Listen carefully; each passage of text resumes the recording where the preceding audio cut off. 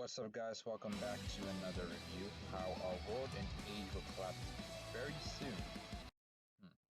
He says it's not clickbait, but if you have to say it's not clickbait, it's probably clickbait. So I'm gonna watch this video, but I think all this with a heavy grain of salt, uh, because predicting the future is pretty much a fool's game. Okay, I don't like how he presents this as an absolute fact. Nobody can predict the future with any sort of certainty. There are, of course, people that are right, but selection bias, there's so many more people that are wrong. Our age of history is about to end. The world that you and I have spent our entire lives in, upon which we built our assumptions of how the world works, will end shockingly and markedly in the near future. This will be a deeply traumatic process that will affect everyone on the planet and will, in its turmoil, set the stage for what the future will look like. In previous videos, I've talked about how, from looking at the historic record, it seems very plausible that the world order collapses, and in videos like this, I've gone through the underlying logic that propels it. This will be a video to talk about how it could possibly play out in details, while going through the various interconnected factors that contribute to it. For this channel, I play as a nation of modern your enemies, units from tanks below 13. Okay, anytime a YouTuber says the world's going to collapse and then they, put an advertisement, that clearly shows you that they don't seriously think the world's going to collapse. Judge by what people do, not by what they say. I think it really applies here. 1,000 gold. Our theory is built on foundations that are no longer operational, and the results of which we must see bear fruit. However, most people don't understand why this is happening on a beyond intuitive basis. The overarching answer is something I've covered before on this YouTube channel on a really frequent basis, so much so that I shudder to bring it up again. For more details, this is a video I made explicitly about this topic. However, you see these historic crashes every few centuries or so. They're driven by demographic and economic factors. World crisis. Okay. Collapse of Indus Valley Minoans, collapse of Bronze Age system, warring state. I think using the term world is very generous here because before the 20th century, the world really was not that connected. Sure, you had the collapse of many separate civilizations, but they were very self-contained. They were very geographically small. So I would hesitate to call any of these world crises, more like regional crises. And I think that's one of the issues. You can't extrapolate regional disasters to world disasters because the world is a much bigger place than, Indus Valley or Roman Empire or, China. And the dynamics are completely different. The technology involved is also, again, completely different. So anyway, let's get on with the video. Largely relating to inequality and overcompetition for labor, which results in social collapses. The last clear example of this in the Western world being the French Revolution, before that the crisis of the 17th century, which some historians think killed a third of the world's population, and before that the Black Death. We find examples like this going back into the ancient world. Interestingly enough, there are a series of variables you can use to predict crises like this, including stuff like inequality, wage stagnation, rising real estate costs, the average age of marriage, moving beyond a certain range, and the like. The epic historian Peter Turchin has made computer models that predict crises like the French Revolution, the fall of the Roman Republic. Yeah, I criticize this graph like all the other times he's shown this. This is an example of correlation, not equating to causation. Because lead pollution, okay, so I guess it's just saying that, lead pollution led to the collapse of the Roman Empire. I'm not quite sure what this is supposed to show. But, anyone can put a bunch of letters next to a map or to a graph and pretend there's a correlation. And the like, on the timescales that actually happened at. His computer said around 2010 that America, and realistically much of the world by extension, would have a massive social crash in the 2020s. A really horrifying thing to keep in mind is that in almost all these crashes, you see combinations of external and internal wars, like the French Revolution with the Napoleonic Wars or World War I and the Russian Civil War. The normal result is that one faction of the elite kills the other, since competition inside the countries becomes so great, something that people seem to be working themselves towards in the modern world. Well, there's also major wars and plagues, sadly. These problems normally last a couple decades, like with the crises of the medieval and early modern periods taking around 50 years, while the crisis that came with the Napoleonic Wars lasted at least 20. However, something to consider is that if we're going to trust Turchin data, the United States and China, even half the speed of the US, moved through this last cycle at twice the speed of the previous cycles you'd see in pre-industrial European history. Thus, I really don't know how long this kind of crisis would take, anywhere from a decade upwards. There's another interesting historian named Goldstein who is in this kind of work who wrote what I consider to be the unreadable book of long cycles, in which he found that major wars occur with shocking clockwork across Western history. Also, writing in the 1970s, found a series of variables built up economics that predicted that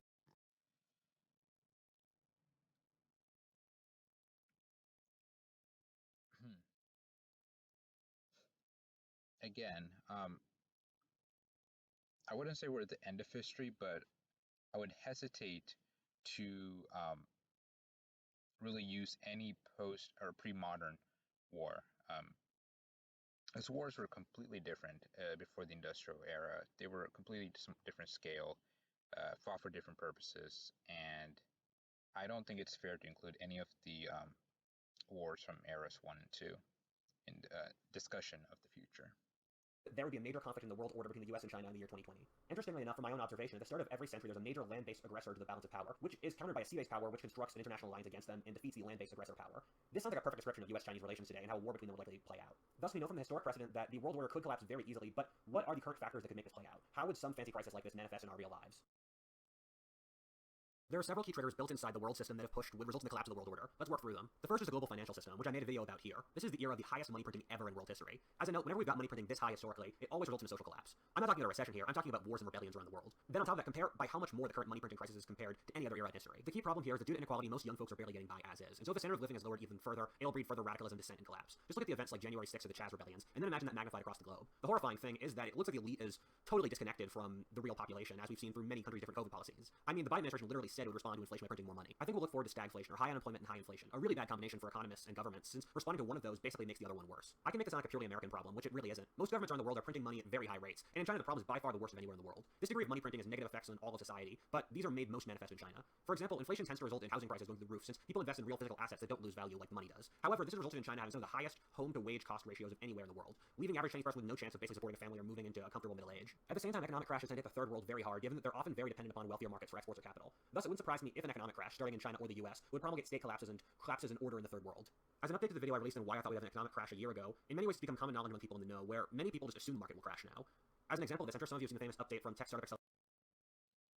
I'm not sure where exactly Whatifalthist has been living, but the market has entered a bear market as of this year, so the economy is crashing. It's already in effect.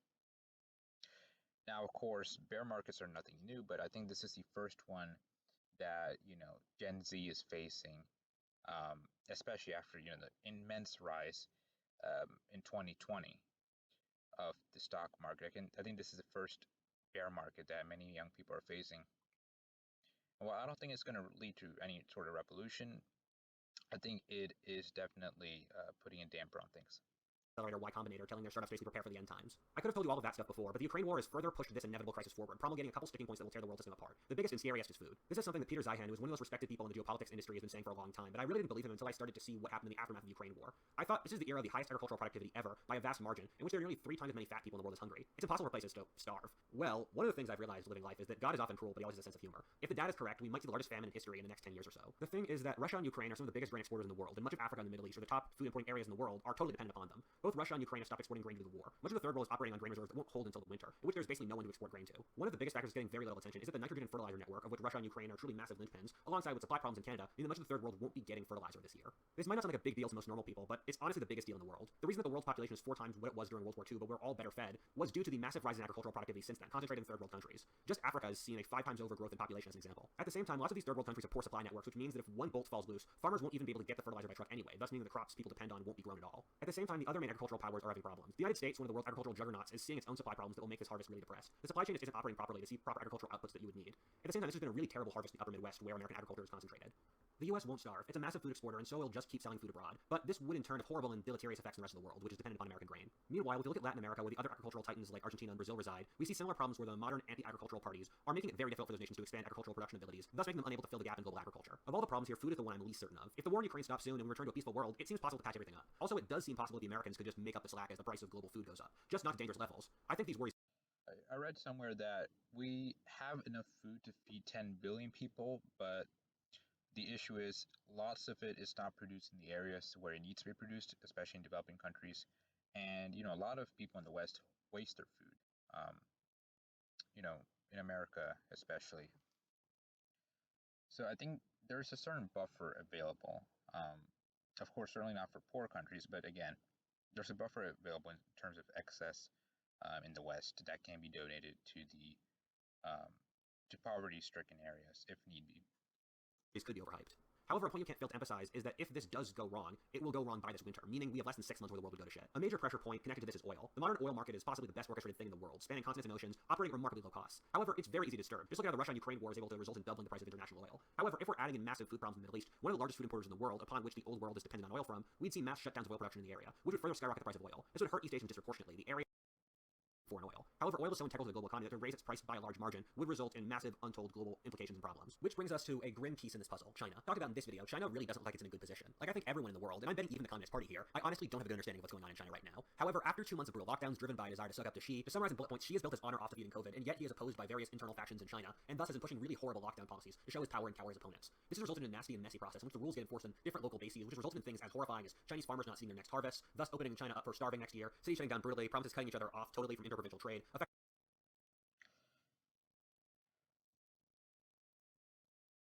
Well, I do sympathize um, with the Chinese. They did go through much worse during the Cultural Revolution and the Great Leap Forward, so I can't say this is the worst they've ever experienced. Effectively stranding China into thousands of little regions. Brutality in many areas is the norm. Whether people starving during COVID lockdowns, being willed into their apartments and the like. They are literally doing everything they would be doing if they wanted to establish a horrifying militaristic totalitarian state. They've shut off Chinese from visiting foreign countries, they've banned studying foreign languages, they're stockpiling food and oil and raw materials, they're massing an army to attack Taiwan, they're posting extremely aggressive nationalist propaganda and saying in their party mouthpiece newspapers they want to have a war with America. A reason China's being so aggressive is its aging crisis. This is again something I've talked about ad nauseum before in previous videos, but the world's aging crisis is about to profoundly start disturbing nations. The world's population in many countries is about to halve over the next 60 years, including China, Russia, Germany, or Japan. If we look at the effects of what these sort of things have already happened in Japan, the oldest country in the world, we're looking at how Japan went from being the most innovative country in the world to having seen basically no economic growth for 30 years. Meanwhile, look at the poor countries that stand with no ability to support their elderly and thus would have cascading effects of a gray wave that would destroy their societies with decreased ability for the young to make businesses, have kids, and the like, which would just make the problem worse. In places like China or Russia, this will destroy their governments, which is why they're being so aggressive now. This brings you to the final point here that all of this adds up to geopolitical instability that acts as a factor in of itself.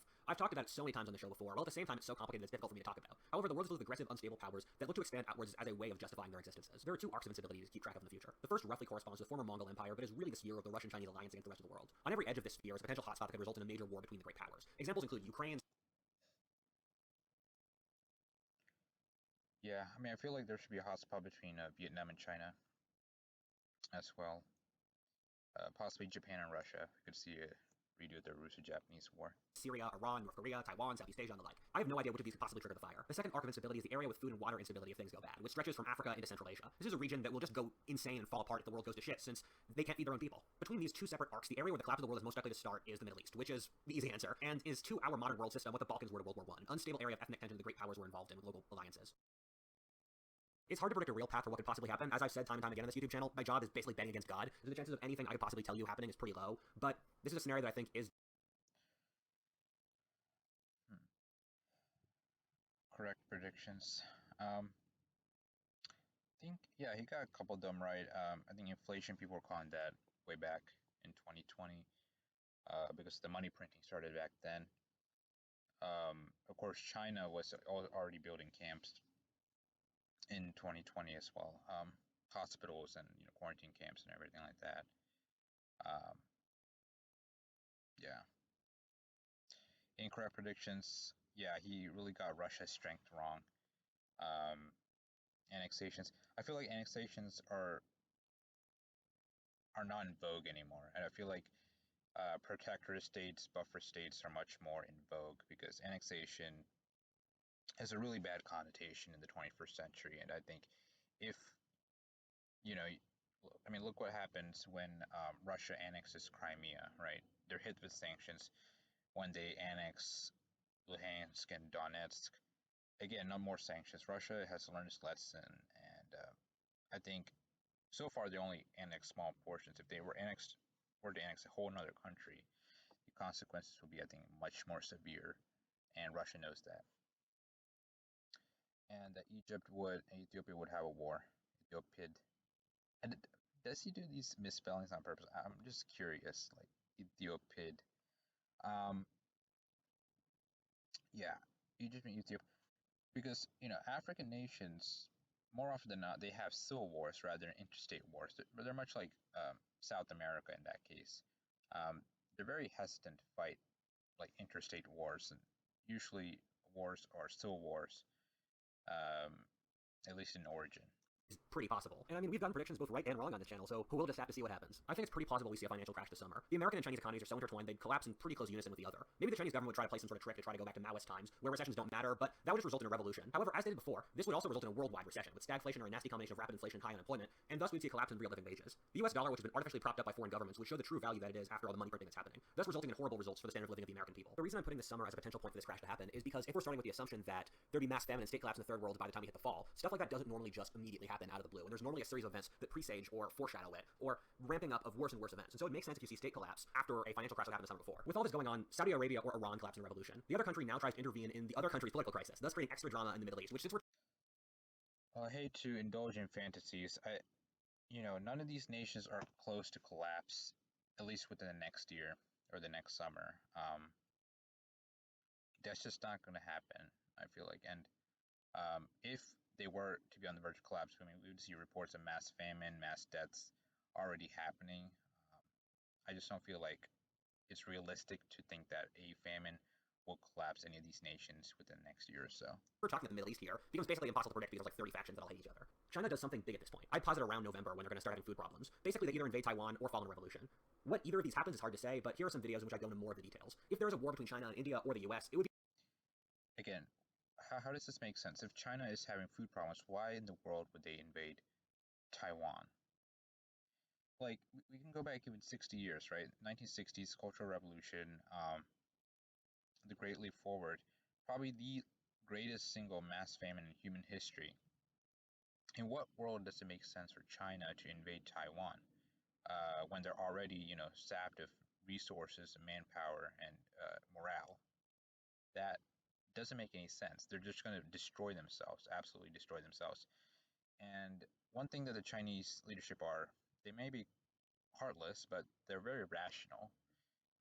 And they're definitely not going to strike when they're weakest. That's not their forte. Be the greatest conflict in history, possibly roping in Europe and Russia becoming a World War III. Even though, as I talk about in this video, I think a World War III is possible over the next couple decades, but I don't think it's the most likely option. With most likely conflict being something like the 30 Years' War, or a series of proxy, indirect, long-form wars, Russia and China probably wouldn't win these conflicts. Every century we see the 20-year or so conflict where the land-based power tries to challenge the sea-based one, and the sea-based one wins by building the strongest coalition, and this fits perfectly for the situation. At the same time, the Russians, who are the key Chinese ally, have performed really poorly in Ukraine. And as well as that, China's reaction to COVID and their latest lockdowns is also showing a lack of cohesion and corruption, probably weakening their military. And on top of that, Russia and China both seen collapsing populations. So in a conflict like this, I think the US would probably end up winning with its coalition. Afterwards, due to supply problems and the population collapses that would be bearing fruit, driven even further by more young people dying in wars and struggles, we would see much of Eurasia collapse into a horrifying warlord period. The worst part of this crisis would happen now, in next winter. If grain and agriculture goes as bad as possible, Africa and the Middle East would have mass famine killing... Okay, I'm sorry, I lost him like the 10th time he mentioned mass famine and collapse. Look, okay, the world today is not, the world that it was 60, 50 years ago. Many nations, including poor ones, are much more efficient at agriculture than they were, 60 years ago or 100 years ago. And the number of people dying due to famine has consistently decreased every single year, or at least the general trend has been downwards. And I'm not quite sure why he's so worried about famine when he explicitly said that famine was not among his top worries. And somehow he thinks that is going to cause the collapse of all these third world nations and in turn have a domino effect and collapse first world nations. That's not going to happen within a year. Tens of millions at least. Many people will try to flee across the Mediterranean to Europe, only to have Europe strongly turn against immigration and shoot migrant boats in the water. However, we would see state collapses in much of the area, with nations falling apart in Africa and the Middle East to be replaced by more primal organizations, normally built off ethnicity or religion, or the charisma of a great leader taking the fore. Politics becomes extremely polarized in the area that continues to function to a certain degree like the US, Western Europe, or India. You would probably see the government have trouble carrying out its orders, with, say, many cities in America being controlled by left-wing gangs, while right-wing militias would be skirmishing them in suburbs, while the government is unclear about what it should do lest it cause a civil war. However, over time in all these areas, politics gradually switches to the right, as a reaction to the historically left-wing post-World War II order. The worst possible, but still out there option is these countries becoming military dictatorships. I make this sound horrible, and don't get me wrong, it is. However, I like to have the ending I normally have, that if we can get through this, it'll be worthwhile. Almost always, the greatest golden ages follow the worst struggles. The 50s couldn't exist without World War II, and the Augustan Golden Age after the Roman Civil War. I can tell you what will end, but I can't tell you what will come next. What kinds of music, economic innovations, and the like will come out of fruition of these struggles, as they always do. Chaos breeds order, and vice versa, forming a beautiful nexus that is creation. And the fact that our times might see some of the greatest chaos will also mean we'll see some of the most beautiful creations of order afterwards. When you're old and telling your grandkids how you spent your life, do you want to have been a generation who fought in the World Wars or who lived in the 80s? I can't offer you anything except glory and a story worth telling. Whatifalthist, and thanks for watching. If you enjoyed that video, please like, comment, subscribe, or stay tuned. That took a slight turn at the end. Look, I feel like this video is not really a prediction so much as a venting of everything Whatifalthist has been talking about in his previous videos. The world's not going to collapse within next year or next few years. I highly doubt it's going to collapse even in our lifetimes. Because technology is always improving, technology is getting better, and when you look at it, right, the American farmer is much more productive than his counterpart in, say, India. And these nations are improving. They're getting these technologies. They're improving their agricultural outputs, their efficiency. They just have to adapt these technologies, and they'll be in a much better shape than they already are. Yeah, this is definitely clickbait. I'm not sure I should have watched this. I don't think there's really anything productive from this video. I think it was pretty much a rehashing of his World War III video, but now he's saying that's going to happen next year, then instead of the next 60, 100 years, which is a more feasible timeline. So yeah, unfortunately, I don't think this was one of his best works. But anyway, thanks for watching, and I'll see you next time.